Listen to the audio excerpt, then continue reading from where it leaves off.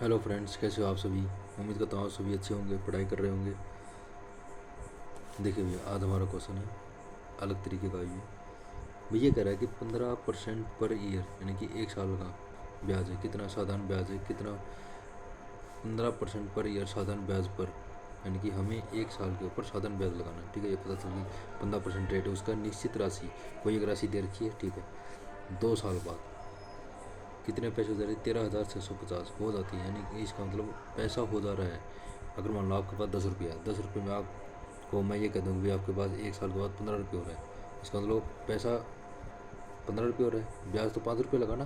तो हमारा क्या हो गया भाई, विसर्जन। ठीक है, उसके बाद समान राशि, यानी कि जो आपका 10 रुपये था उसके ऊपर अगर आप हाफ ईयरली लगाते हो तो चक्रवृद्धि ब्याज पर एक साल में कितनी हो जाएगी।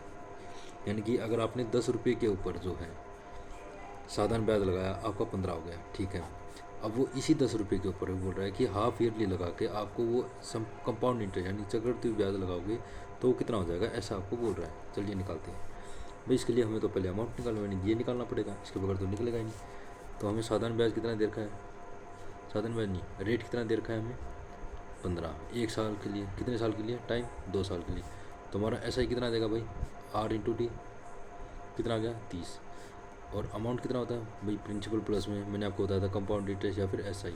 ठीक है, 100 प्लस में 30, यानी कितना हो गया भाई, 130। ठीक है, आप सीधा भी लिख सकते थे, आप भैया आपको अगर पता होता है SI क्या होता है, R/T 100 प्लस में 130 डायरेक्ट।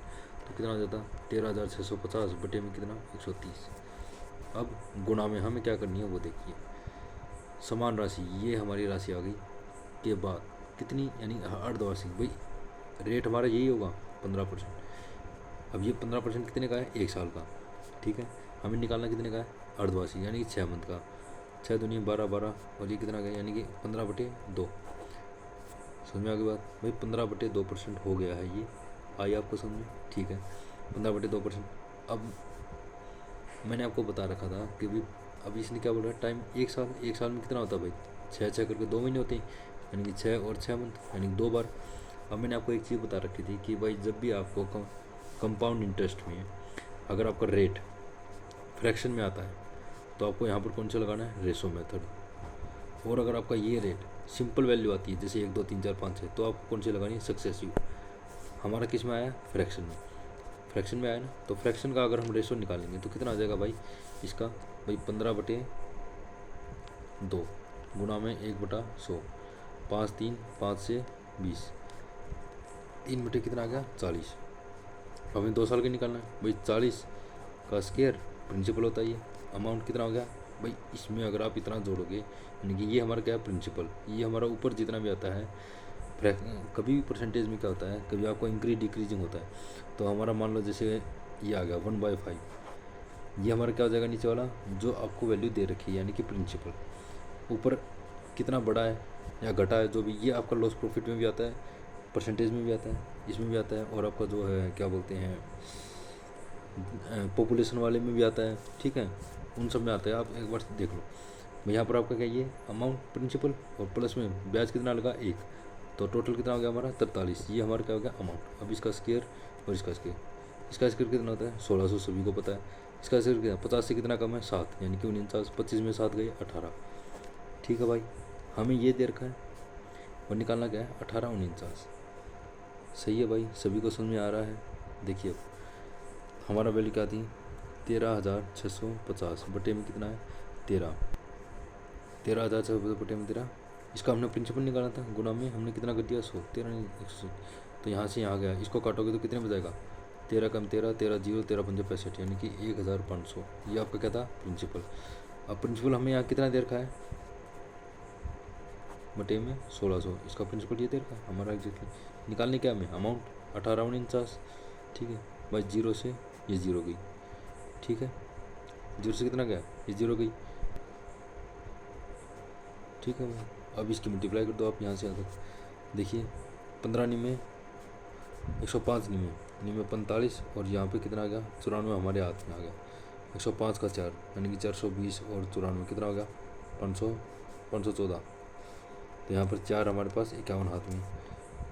105 का 8 कितना हो गया, 840 और 91, तो कितना हो गया, 89 और 1, यानी कि 89 हमारे हाथ में और एक यहाँ पे 105 गुना में 100, तो यहाँ पे 105 को गुना कर तो कितना आ गया 491, यानी कि 194। ठीक है भाई, डिवाइड बाई कितना करना है हमें 16।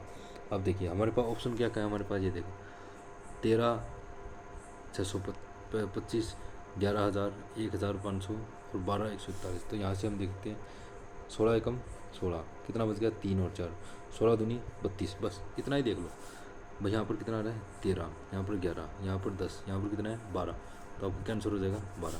आपको आगे निकालने की जरूरत ही नहीं है। अगर आगे निकालना चाहो तो कैसे निकलेगा वो देखो। 32 आ गया, कितना बच गया 2 और 1, 12 एक 16 एकम 16, कितना बच गया 5 और 4, और तो फिर 16 तीय 48। ठीक है, 16 तीय 48, तो कितना बच गया 8 और 6 14, यानी कि 65 बच गया। 16 चौके 64। ठीक है, नीचे डिवाइड बाई 1 बचेगा रिमाइंडर में, तो 0 और उसके बाद 6। ठीक है, तो कितना बच गया ये भाई 12,134.1। अब हमें नियरेस्ट वैल्यू पूछिए ना, तो अगर ये मान लो 5 से कम होती है तो हम इसको 0 मानते हो, 5 से ज़्यादा होती है तो एक आगे बढ़ जाता है। तो हमारा वैल्यू कितना आ गया 121.34। और यही मैंने आपको बताया था कि भाई जो है आपकी स्टार्टिंग की 2 वैल्यू आ जाए तो वहीं से आप आंसर निकालें, क्योंकि यहाँ पर हमारी वैल्यू अलग अलग दे रखी है तीनों में, इसलिए भाई समझ में आया नहीं आया तो एक बार फिर देखिए भाई। हमें देखो ये दे रखा है कि भाई रेट है हमारे पास सिंपल इंटरेस्ट, हम उसने बता रखा है 2 साल के ऊपर, तो 2 साल का साधारण ब्याज कितना आ जाएगा, दोनों की मल्टीप्लाई कर तो डायरेक्ट आ जाएगा 30 आ गया। अब उसके बाद आगे क्या कराइए कि भाई हमारे पास अमाउंट दे रखा है इतना, अमाउंट को यानी कि प्रिंसिपल प्लस में ऐसा ही, तो 100 प्लस में 30 130, ये हमारा कितना आ गया। अब यहाँ से हम प्रिंसिपल निकालेंगे, अमाउंट गुना में ये ऊपर क्या हमारा अमाउंट बटे में हमारी जो यहाँ से आई थी अमाउंट की परसेंटेज वो गुना में 100, प्रिंसिपल यहाँ से हम काटेंगे तो कितना आ जाएगा 105, यानी कि 1,500, ये आपका क्या आ गया प्रिंसिपल। अब इसके बाद ये बोला इसी पे और रेट कितना है, यही रेट है, इसी रेट पर अर्धवार्षिक यानी कि आधे रेट के आधे साल के लिए हमारे पास कितना साधारण ब्याज चक्रवृद्धि ब्याज बनेगा। तो भाई यहाँ से हमारा ये 15% कितने साल का है 12 का, यानी कि 12 महीने का, हमें निकालना कितने का 6 का, तो यहाँ से काटोगे तो 12.5, 15.5 और 15.5 ये किस में आ गया फ्रैक्शन में। फ्रैक्शन में आने के बाद हमें जो है हमेशा ये बात इसको गांठ लगा लो कि भाई हमेशा जब भी फ्रैक्शन में आएगा और चक्रवृद्धि ब्याज पूछा है तो हमें रेशो मेथड ही यूज़ करना है, ये आपके लिए बहुत आसान पड़ेगा। सक्सेसिव करोगे तो बहुत लंबा पड़ेगा, 15 रेशो, फिर इसकी मल्टीप्लाई करोगे, फिर उसमें ऐड करोगे, फिर मल्टीप्लाई करोगे, फिर ऐड करोगे, तो बहुत लंबा पड़ जाएगा बहुत ज़्यादा। तो आप सक्सेसिव करो, ये हो गया। ये आने के बाद यहाँ से जब आप इसका निकालोगे तो परसेंटेज को हटाओगे तो बटे में क्या आता है भाई 100, 5 से 3 5 से 20, यानी कि 3/40। ये आप सीधा भी याद कर सकते हो, 15.5 का परसेंटेज कितना होता है 3/40। अब जो नीचे वाली वैल्यू होती है फ्रैक्शन में, ये सिर्फ उसमें होगा इंटरेस्ट वाले क्वेश्चन में, नीचे वाली होगी तो हमारा प्रिंसिपल होता है, यहाँ पर जो आता है ये हमारा ब्याज होता है। ठीक, ये हमारा क्या होता है मूलधन। ठीक है, और इन दोनों को ऐड करने के बाद हमारा क्या जाता है मिश्रधन। ठीक है, यानी कि ये प्रिंसिपल, ये इंटरेस्ट और ये अमाउंट, दोनों को ऐड करने के बाद ये सिर्फ उसके अंदर होगा आपके ब्याज वाले क्वेश्चन। यहाँ से देखो, अब ये नीचे वाला हमारा क्या था प्रिंसिपल ये रहा, दोनों को ऐड किया तो अमाउंट ये आ गया चक्रवृद्धि ब्याज में। तो इसका स्केयर क्या है, स्केयर क्यों क्या हमने 2 साल 2 बार आया हमारा 6 महीने। अगर वो 3 आता तो 3 क्यों करते, 4 आता तो 4 करते। ठीक है, ये मैंने पहले भी आपको बता रखा हूँ, शायद पहली या दूसरी वीडियो में आप देख लेना। 1600 हो गया, यहाँ से इसका स्केयर करोगे तो भाई कितना कम हो 50 से 7 का 49, 25 में 7 गए 18 हो गया।